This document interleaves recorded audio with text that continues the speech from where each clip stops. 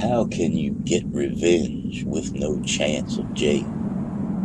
It is, I tell you all, that therein lies this tale. It happened really fast, which I'm told is very rare. How quickly upon my enemies came ravishing despair.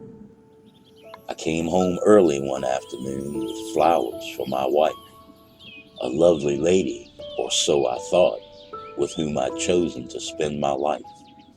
There she was, completely nude, sprawled across the bed. From out of the bathroom, to my surprise, came my next door neighbor, Fred. I was devastated, to say the very least. I kept my cool, I don't know how, but I controlled my inner beast. I clenched my fists, shook my head, then turned and walked away. Revenge was all I thought about. It consumed my every day. After mulling all the ways, I just kinda laughed. The two that stood out most to me were voodoo and witchcraft. A quick search of the internet found a witch that lived close by. She specialized in destruction spells, so I gave her a try. It wasn't what I expected when I first met her at her place. She seemed so kind and gentle, with a very pretty face. Her living room was normal, a TV, couch, and chairs. Not like in the movies of creepy witches' lairs. We talked a bit, first pleasantries, then I told her of my plight. She nodded and agreed with me that no, that wasn't right. She led me to a different room, and things began to change. What at first was ordinary was suddenly quite strange. A room that had no windows. The walls were flat and black. In one corner, something moving, tied up in a sack.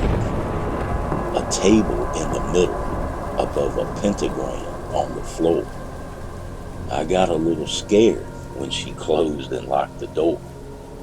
She placed a candle on the table and motioned me to sit.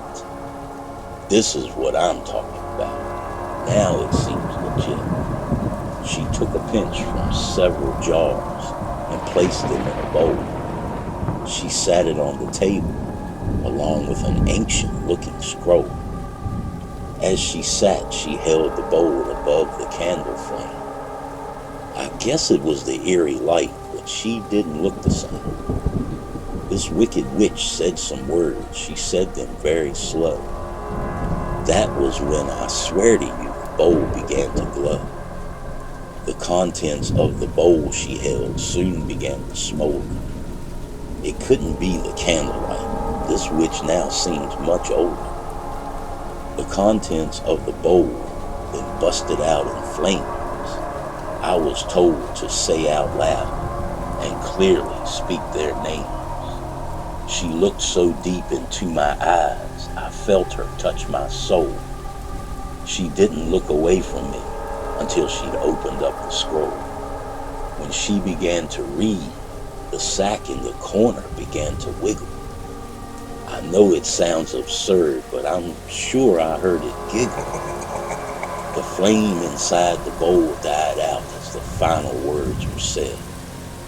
That thing inside the sack was still, and now patched with stains of red. She blew out the candle, and the room was black as pitch. I've never heard more frightening cackle from any movie witch. She took my hand, hers rough and wrinkled, as she led me to the door. There's one more thing that you must do to even up the score. When you get home, recite out loud these words I tell you now.